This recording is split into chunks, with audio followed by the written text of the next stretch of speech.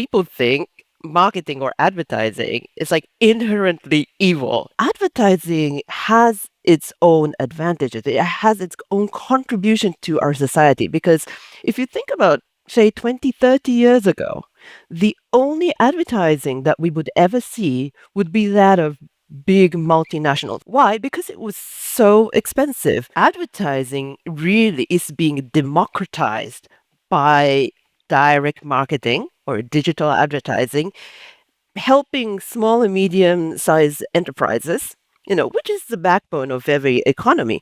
So this is my big challenge. I think it is very important to understand the importance of this sector as well, not just saying, hey, it's evil, it's horrible. It is part of the society, and there's a major contribution of it. Welcome to Privacy in Practice, the podcast where we bring you the latest insights, practical solutions, and real-world stories from the world of data protection and privacy. I'm Kellie Dupree. And I'm Danie Strachan. Privacy in Practice is brought to you by VeriSafe, your trusted partner in privacy and data protection. In this podcast, we dig into the challenges and opportunities in privacy compliance, from navigating complex regulations to building a sustainable privacy program that works for your business, not against it. So let's jump in and get practical with privacy. Today, we're thrilled to welcome Dr. Sachiko Scheuing to the podcast, a leading expert in privacy, AI governance, and data protection, with over 20 years of experience at the intersection of marketing, technology, and compliance. Sachiko currently serves as the European Privacy and AI Governance Officer for Acxiom, where she leads the company's privacy and compliance initiatives. She is also the co-chair of the Federation of European Data and Marketing, where she plays a pivotal role in shaping data protection and marketing policies across Europe. With her deep knowledge of data ethics, AI-driven marketing, and privacy laws like the GDPR, Sachiko offers invaluable insights into how organizations can balance privacy concerns with the use of cutting-edge technologies to foster customer trust and deliver personalized experiences. We are so excited to have her on the show today to discuss the challenges and opportunities in privacy and data governance. Sachiko, you've had a remarkable career that blends marketing and privacy and technology and a lot of different things. What's been your favorite part about working in the field of data protection and privacy? Well, there are so many different parts that, it actually really is a difficult question, that one. I think if I were to choose something, I think it's the people. I think it's about really the people, because being on the crossroad, I'm surrounded by people that are like professionals in the data protection field. They're so knowledgeable. It's so inspiring to have conversation with you, not only on the professional level, but also in the informal setup. It's really, really nice to hang out with privacy people, like compliance people. And on the other hand, I actually have the privilege to work a lot with marketeers, these really entrepreneurial, solution-oriented people. And I also really enjoy their company. But I suppose most of all, I really am lucky. I'm working with like great friendly people. I'm so blessed with my colleagues. And it also sort of sets the scene when I talk about maybe my my bosses in the past. Like my very first boss in privacy, she's an American lady. She has retired now, but I was asked to come over to the US to get to know the US operation and meet the team and everything. The problem was back in that time, I just I had a little baby, almost a 1-year-old. So it's like, still really very much a baby. And my husband was working like pretty much 24/7. So I was like, I don't think I can come. And back in that time, we didn't have like Zoom and Teams and things like that. And I was like, oh my goodness, what am I going to do? And, my parents are also not living around the corner. They are actually living like a couple of thousand kilometers away in Japan. So, I was really in trouble. But then my boss simply said, well, bring your baby with me. It was like, no deal, no problem. Bring him over. So I went on my first business trip as a privacy officer to the United States, 2 weeks long, with a baby boy It's just unbelievable. Amazing. That's incredible. And I hear that actually all the time, that good people do privacy. I don't know if that's true or if that's an overgeneralization, but I think, Danie, you and I have found it true. It just seems like nice people are drawn to privacy. Gosh, but what an incredible thing, Sachiko. Did you have like a baby carrier, or did you leave him in the car seat? Well, no. Actually, a colleague of mine, and she later on became my second boss, but she had a little baby also around the same age. And she was like, well, come over, bring your baby over to my house. And my caretaker my minder would take care of him too. So like two little baby boys, they were together all day long. And then, we would pop by from time to time. And it was so nice. It was so nice. We still sort of talk about it very fondly. I'm still in touch with my ex-boss, and I appreciate it so much. My son doesn't remember anything about it though. That's an incredible story.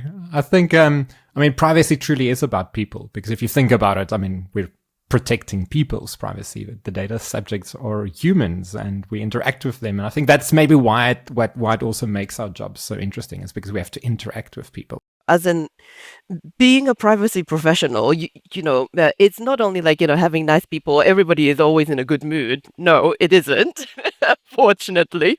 Data subjects are people. It's not like data subject as one somehow like pigeonholed into a very dry, objective position. These are really people. We need to tend to their thoughts, their feeling, I think. I really like that point, because I think often people forget about privacy. Often they forget why it is out there. And I think it's so important to always focus on that why. I think especially as privacy professionals, often we just focus on the what and the how. So what must we do and how much must we still do to try and get somewhere, and how do we get there? And it's so important to ask that question, why are we doing this? It's because of our customers or our employees or our personnel sort of working at sites. The whole point is to make sure that their privacy is respected. So I guess it's working with people and respecting them and honoring their privacy, which is so important. So I think, and we've seen many companies out there respecting that. And I think it's those companies that do well, because that ethos, I think, permeates into your business, and your products and your customers just feel safer. But what do you find challenging? Because, as they say, it's not all fun and games. Privacy is not always nice and fun. I think there is this one fundamental hurdle people in the advertising and marketing field are confronted by every day when they talk about privacy. And that is, I don't know why, but people think marketing or advertising is like inherently evil. It's just digital advertising is horrible, right? And then because this is the starting point, I usually struggle to actually explain that, well, even though if it's like so horrible in your point of view, do you agree that marketing is still there? Marketing is still not prohibited. And I usually try to sort of explain, how advertising has its own advantages. It has its own contribution to our society. Because if you think about, say, 20, 30 years ago, the only advertising that we would ever see would be that of big multinationals like Coca-Cola or, IKEA or whatever. Why? Because it was so expensive. Like if you would do mass advertising, like on TV or at the football stadium, whatever, right? These are actually attracting, or the advertising is being broadcasted to like everybody. So because the reach is so wide, you would need to pay a lot of money. So, for shops around the corner in your town, it was just, it was out of reach. But then came the advent of personal advertising and now digital advertising.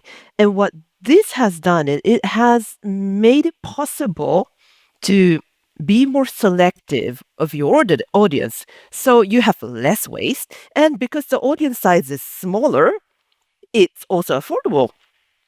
So if I would think about today, like garden center around the corner, they would be able to like selectively, show advertising to people who will most likely have a garden, to sell lawnmowers and things like that. And in that way, they are really sort of being able to make sense of the return on advertising, this or return on investment. This is like really, really important. So I would say advertising really, it really is being democratized by direct marketing or digital advertising, helping small and medium-sized enterprises, which is the backbone of every economy. And most importantly, advertising funds free internet. I think that's very important to realize. It is not free of charge. It is the advertising that is helping our society gain access to like important information and so on. So this is my big challenge, and because I do believe that it is important to tell people, even though if you have a product, if you can't tell people that you have a product, then you can't sell it. So I think it is very important to understand the importance of this sector as well. Not just saying, "Hey, it's evil, it's horrible." It is part of the society, and there's a major contribution of it. No, I was just going to say, I think advertising is misunderstood in many ways.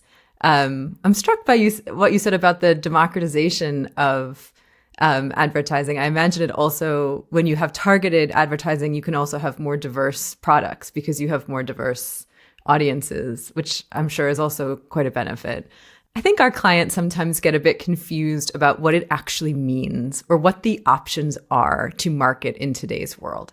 I think we all think about, okay, well, you use Google? Not entirely sure. So could you maybe walk us through some of the tools and environments that actually make up the world of online marketing? Give us like a online advertising 101 kind of a framework. Okay, so I will give you like a very, very brief overview. I hope my marketing friends are not going to punch me in my face because it's so brief. It's a rough overview. And let me quickly interrupt you to say, and for anyone listening, we're going to talk about this a little bit later, but Sachiko's written a whole book about marketing and the GDPR. And so we would highly recommend that you take a look. It's recently come out, and the book is called How to Use Customer Data. So this is a preview, but go ahead, Sachiko, this sort of introduction to some of the high level. Thank you so much. Thank you so much. So, of course, if you talk about marketing in general, there are many, many channels through which you can actually carry out promotional activities, like, including direct mails and billboard advertising and things like that. But when you talk about AdTech, maybe I start from the definition of what AdTech is. So, AdTech has got another counterparty called MarTech. So MarTech actually focuses on marketing operation automation, whereas AdTech is about online advertising or digital advertising. In other words, MarTech is inside, AdTech is outside. So then now we talk about AdTech. When you talk about the outside, once again, I'm, making it so simplistic. There are three big categories of ad tech. So the first one is the SEO or search engine optimization. Basically, marketing through having high ranks on the search result thing on Google search or whatever. And then you have the second category of ad tech, which is that of walled garden. I'm not really sure if people are familiar with this term, but basically it is advertising within a logged in environment. So let's talk about like social media advertising, or if you're actually subscribing to a certain online magazine or something like that, whatever advertising that pops up there, they are, so to say, the walled garden advertising. And then you have the open internet, the rest. And I do realize that privacy experts, or shall I say, legislators and regulators, they are so focused on, a section of the open internet advertising, which is the real-time bidding. But there are so many other ways of advertising. And this actually gives companies the different options. Whatever channel works for you, this is you have the opportunity to pick a mix. Can you talk a little bit, Sachiko, about how to balance as a company, marketing to the individuals, as you say, if you have a product and you can't tell anybody about it, then how do you market? How do you sell that product? Balancing that with the GDPR and the rights of the data subjects, because I think, again, not to oversimplify, but that's kind of the core of the issue in some ways. It really is. And now I think it's going to be even more interesting for us privacy professionals, because we also have the AI governance, AI compliance thrown into the mix. So it is going to be really, really interesting. But I think the first thing is to talk about the tactical level. Tactically, I think gaining trust is all about transparency. So that if people want to know more about it, they have the possibility to actually dig into it. In terms of data protection or privacy, you really are talking about, explaining to the consumers how we use the data, what we do with the data, and so on. Interestingly, if you talk about AI transparency, then you not only talk about the explanations that you need to give to the end consumer, but it is also to like your business partner. Because maybe you have actually created an AI solution that another AI company would use to create their own solution. So transparency about, the limitation of the AI system, transparency about, what were the ethical frameworks that were used to develop the system and so on. It becomes really, really important. So for both AI governance and data protection purposes, I think transparency on the tactical level is very important. But then I think that's just on the surface. I can say transparency and you can just change the privacy policy or consent notice and that's it. If that's the story, we wouldn't be working in this field at all. It's because it's so much more to it. Now, I think as consultants, you both must have had a lot of experience doing that, but really it is a cultural change if you want to build the trust from the bottom of your heart and really, really live the trust together with your business partners and your clients. Because compliance actually costs a lot of money. It costs a lot of time, resources. So people might think, hey, you know what, instead of investing in that, I can actually hire another salesperson.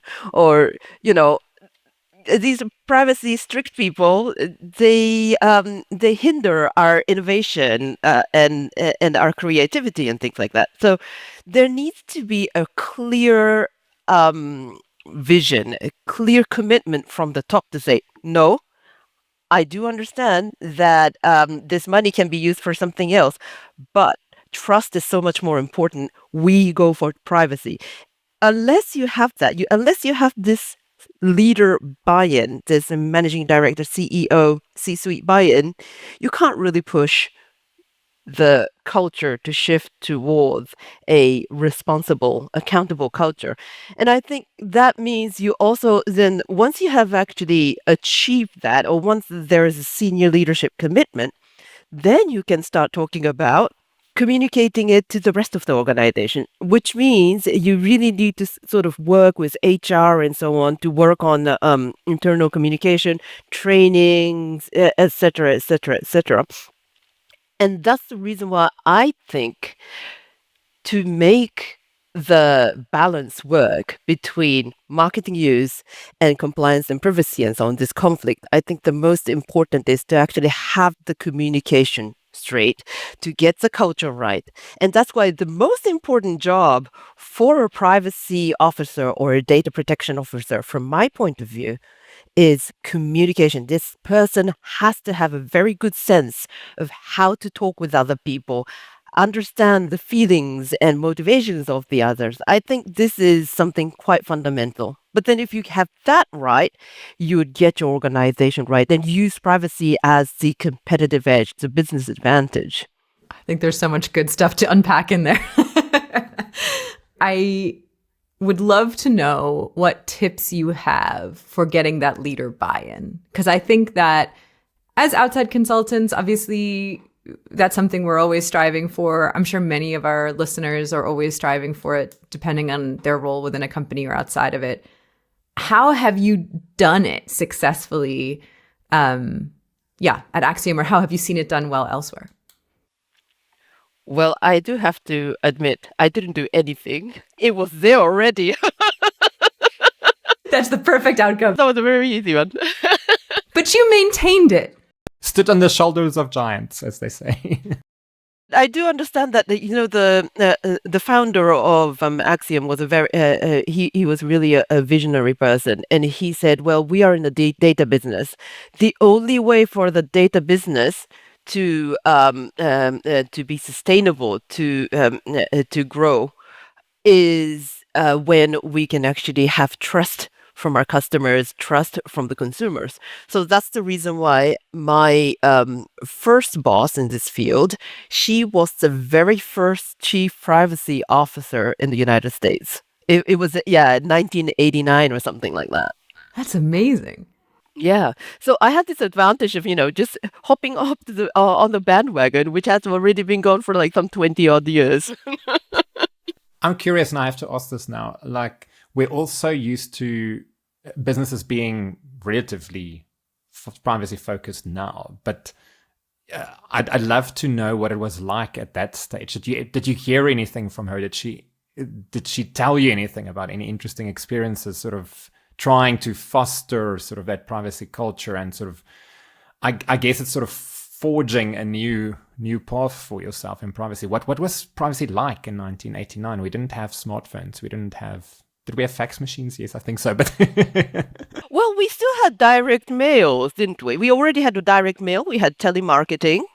So fax marketing may have already been there or as well. I'm not really sure. I think people are starting to own fax machines. But I think the reason why the first chief privacy officer of Acxiom was able to sort of really get the organization together. Well, first of all, she had this mega buy-in from the CEO. But second of all, she had an extensive experience running businesses within the enterprise. So she knew the business. She already knew the people. It can be that was one of the reasons why she was appointed to the position which she was. And what was privacy like?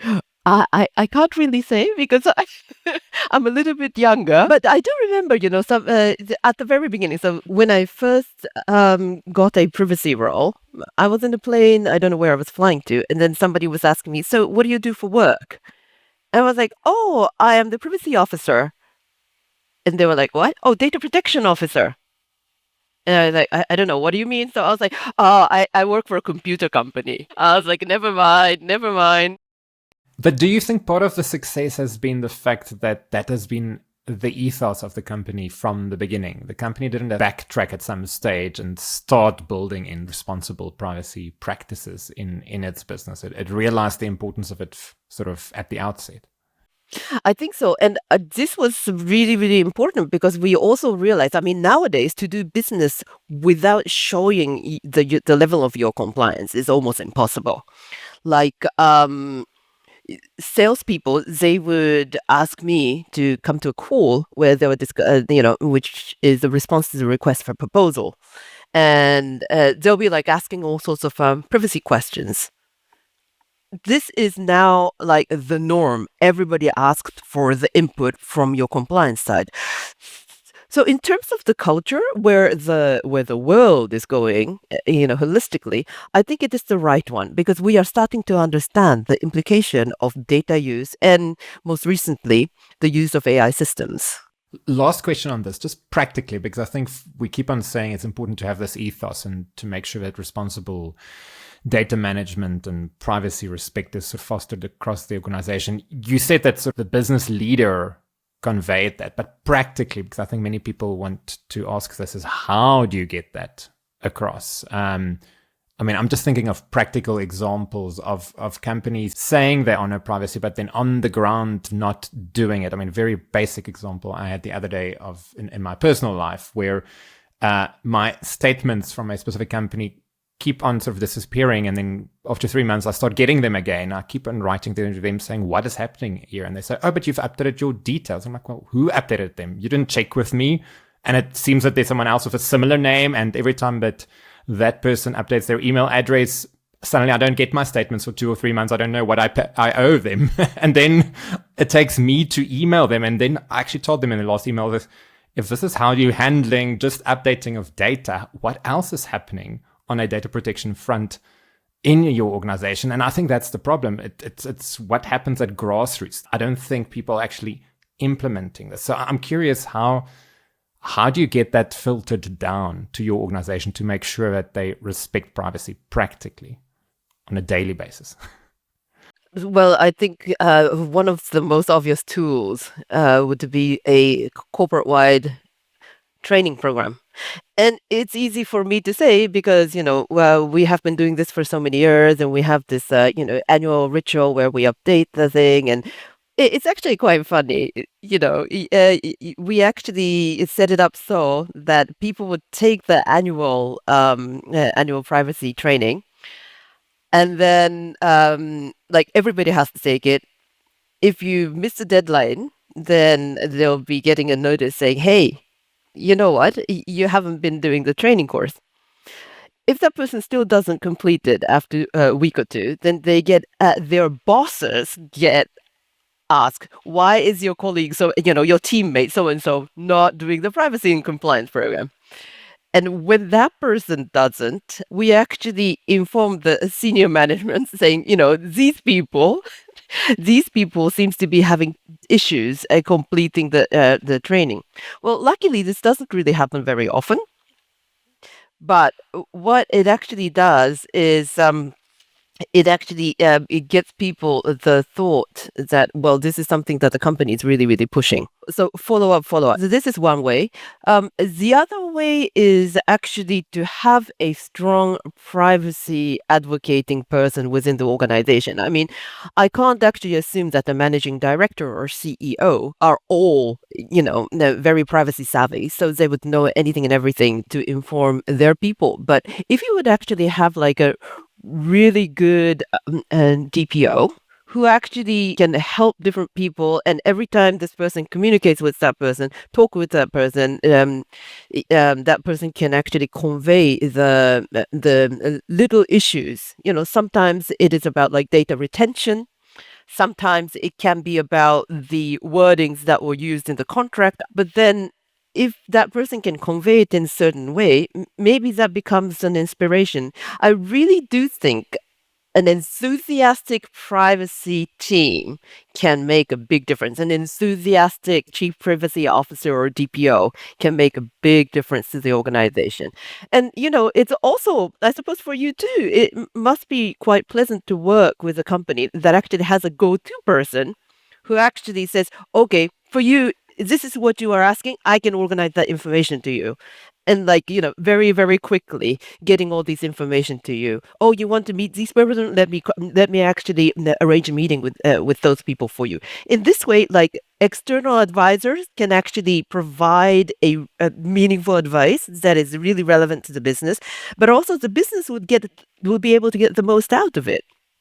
So that's the reason why I'm a big fan of having great privacy officers, DPOs in organizations.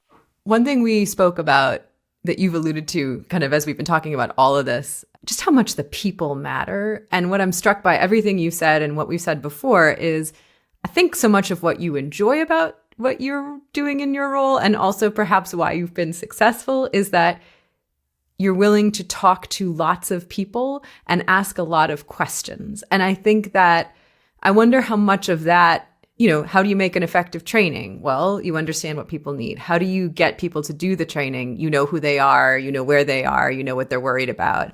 How do you communicate effectively to a consumer? How do you show transparency? Well, you know what they're worried about. You listen to the people who call in on the data subject request. So I think one thing I am struck by is how much of this you said this, I'm just repeating what you said. It comes down to communication skills. And you need to be a really effective communicator to be in privacy because, again, it's about people. which is really daunting and also kind of comforting. I'm not sure. That's sort of an element of, it's an area that requires empathy. Definitely. And, of course, the foundation of this all is, of course, good knowledge of the laws and regulations and code of conduct and whatever have you. But for that knowledge really to be leveraged, you do need this communication skill, this empathy that can really make the difference, I think. Speaking of laws and regulations, you serve as the co-chair for the Federation of European Data and Marketing, which I understand is a large sort of advocacy trade organization that operates at an EU level. What kind of messages do you wish either the regulators or other companies understood about GDPR compliance and marketing? If I would actually think about the challenges that I've mentioned, there's this fundamental challenge that is in the background for anything and everything that the marketing and advertising industry would advocate for. So I think the big challenge, first of all, is to communicate that yes, there is value in marketing. And secondly, most importantly, GDPR is not like a black and white law. Right? It has got a lot of soft elements, like risk-based approach, like accountability principle built into it, and so on.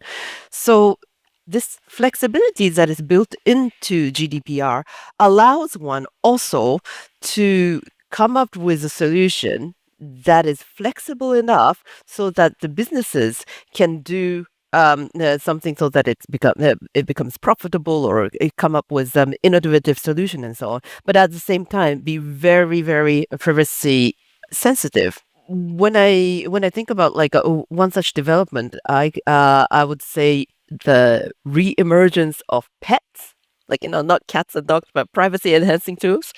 I think this is really, really something that is helpful. I have been involved in this discussion about pseudonymization. So instead of using names and addresses, you hash it or whatever, to pseudonymize. Yeah, key code it. This was like a hot topic, back in the 2000s? And it somehow died. That is coming back again because a lot of companies are seeing the value of, for instance, data matching, data comparison. For instance, if you want to actually have you want to reach your clients who are in your database online, then you need to actually match your client database with that online platform. So to do that, of course, you can say, all right, I have consent, everything is fine. But what you also need to think about is what else can you do? What else can you do to actually make this matching process more safe? And one way of doing that is through a matching process through a privacy enhancing technology, or sometimes even through an anonymization technology. You hear a lot about what's that? Multi-party computation. You can actually do the match, but you do need little parcels of information that are separately owned by different companies to be put together to really come to the identity of that individual. This sort of a thing becomes very, very, very, very useful. I also think anonymization is going to be key, because the moment the data is anonymized, data is so protected because you cannot find the person in that file anymore. This is how protected you are. And one other anonymization technique that I quite like is this method called differential privacy. To explain this, it is really something like you have you have this data, and you throw in X% of fake data. So the result is, right, you can analyze it, slice and dice, whatever, and then you will get the learning from that data. But the thing is, you are never certain if that information relates to that individual in that file. Another technique which is seeing a major push is the use of synthetic data.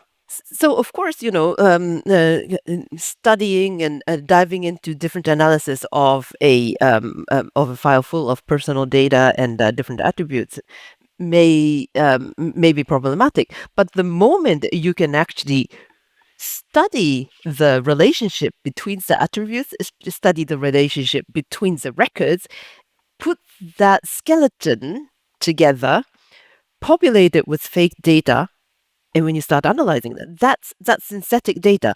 You would get the same or very similar results as when you would be studying the real data, but because it is anonymous, you can be so much more flexible in doing in using that. And all these years, we knew that this would be like very, very useful, but it is only in the recent time through the development of AI that we are able to really use this in a widespread manner. I think it's a good point that you raised that, because I think we've been quite interested, especially in your role. You work in an organization that leverages, I guess if that's the right word, large volumes of data, and you need to find a way to make sure that when you do that in a responsible way, especially now that AI is out there, because the proliferation of data management is a challenge that we need to deal with. Any tips how, what do you do if you are working in an organization where there is lots of data? Where do you start? Well, the first thing I would do is, first of all, take an inventory of what data I have. And for that, under the GDPR, there's this thing called ROPA, Registry of Processing Activities. And to prepare that, I think it's a very good exercise because you have everything in a glance. And what I also quite like to do is add to that the legal grounds. Like, what is the legal reason why you are permitted to use this data in this way?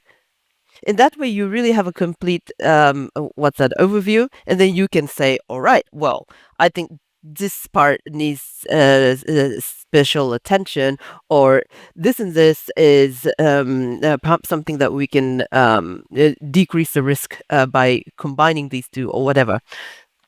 So that would be my very starting point.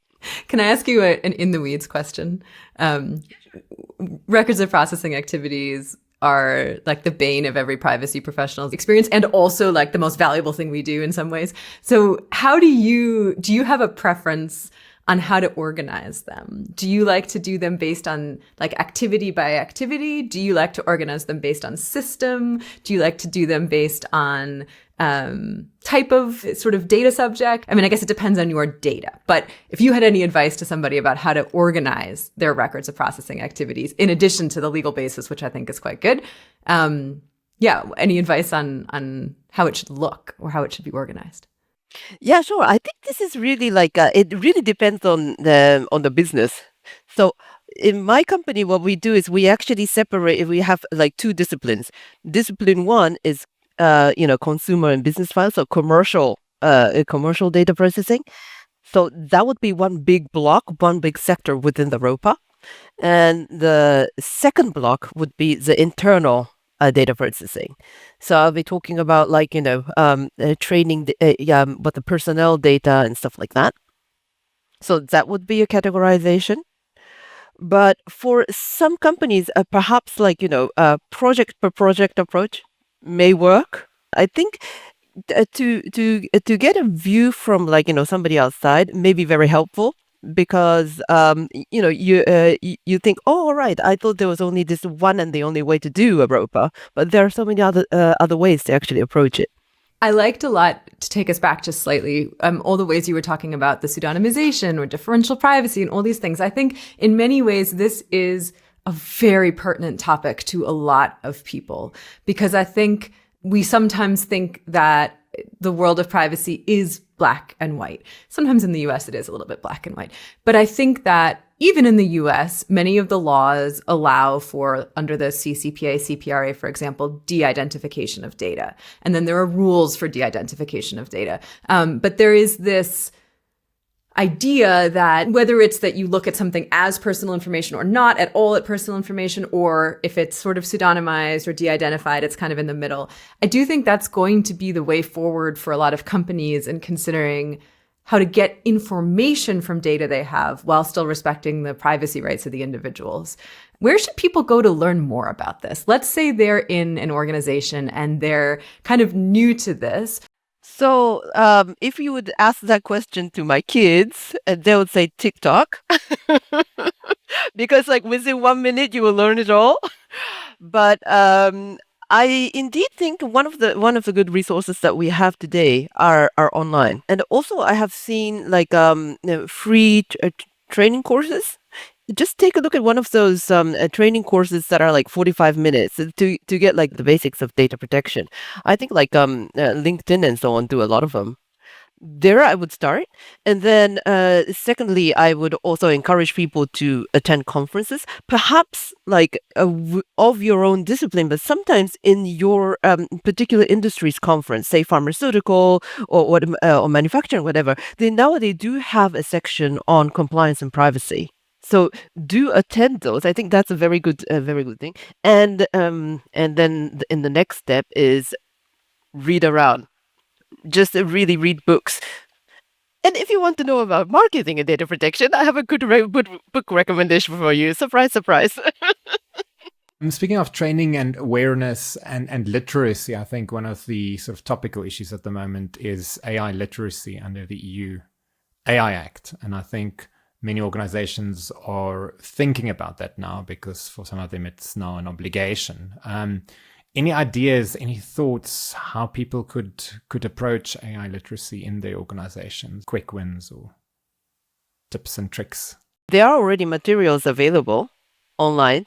Take a look at it, and if you don't have the bandwidth to actually create something for your own, just get a license of it, or sometimes maybe it is really free of charge. Do take advantage of these resources that are available free of charge online. After that, I think once again the same principle applies.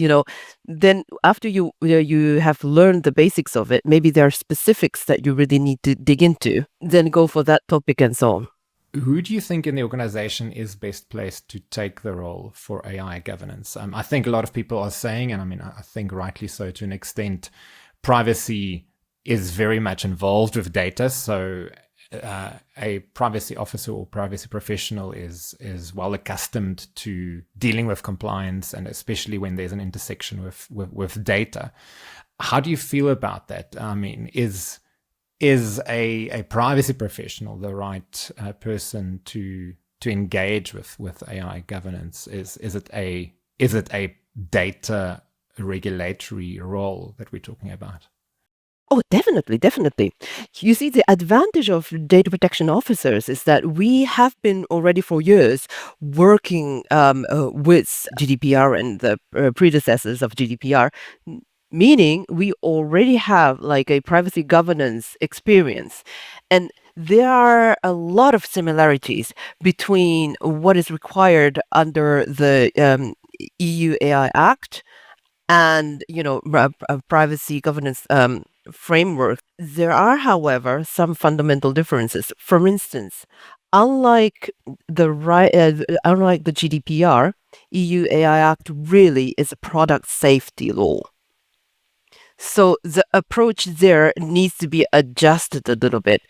But then I think nobody else within the organization would have that unique knowledge as privacy officers and DPOs. That's the reason why there's this organization where I'm quite involved with called SEDPO. And it's an association of DPOs in Europe. And they have a working group that is exclusively working on providing guidance on how DPOs can leverage their experience and knowledge in leading or guiding AI compliance from other DPO. I think external training would be necessary because it is a new discipline. So I encourage everybody in the field of data protection to go out and learn more about AI, not only the legal aspect of it, but also like the building of it. What are the fundamental use of it? How was it developed and so on? I think that would be very, very useful. At a company that deals with so much data, can you give some practical tips for data minimization? So how do you talk about the concept of data minimization, and perhaps what kinds of questions should your team be asking, or steps should they be taking to actually apply the principles of data minimization? I think this is a very difficult question for many companies because, it actually goes to the opposite direction. You are told to be creative with data. You are told that data is the new oil or whatever. And then comes the stupid privacy officer say data minimization. A lot of people are not going to like it. But then I would revert to, once again, this PET, privacy enhancing tool, pseudonymization, anonymizations, applies these techniques because if you would take a risk-based approach, the less the risk, so you are decreasing the amount of risk by using PETs and pseudonymization and so on, the more flexible you can be. It is in a way slightly different from talking strictly about data minimization, but that may allow you to use more data than analyzing, clear text, personal data, and trying to analyze that. I think that's very helpful practical advice. And, as you and I were talking about, even the US is getting in on the data minimization principle. It's not just a GDPR thing anymore. Maryland has it in its law. So, and other places as well. So it's definitely something I think organizations, especially in the US, that, as you say, have long considered data oil, if you will, need to start thinking about. So I think that's great. I think that's really helpful and a good way to think about it. Sachiko, you had a long career as a woman in privacy, and you have a leadership role in your organization helping women in Acxiom and more broadly. What advice would you give to women, other than finding a boss who comes with a built-in babysitter, for women either who want to get into privacy or even just the law or leadership in an organization more broadly? As in, my husband always says, jobs are not given, they're being taken. And I think that's so right.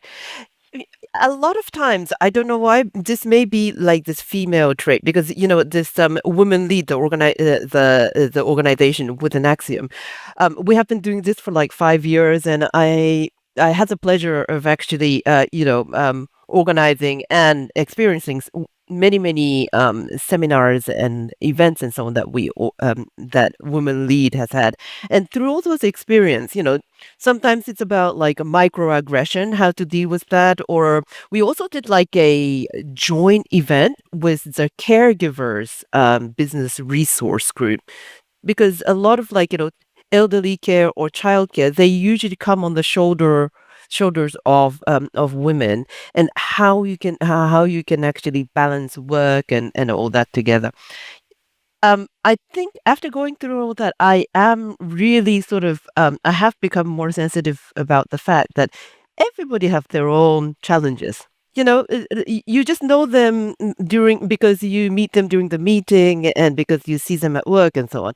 But they have their own challenges. Don't underestimate it. And I think through this experience, I myself have learned that, we need to appreciate that there is that side, and sometimes people are not happy, not cheerful, and so on.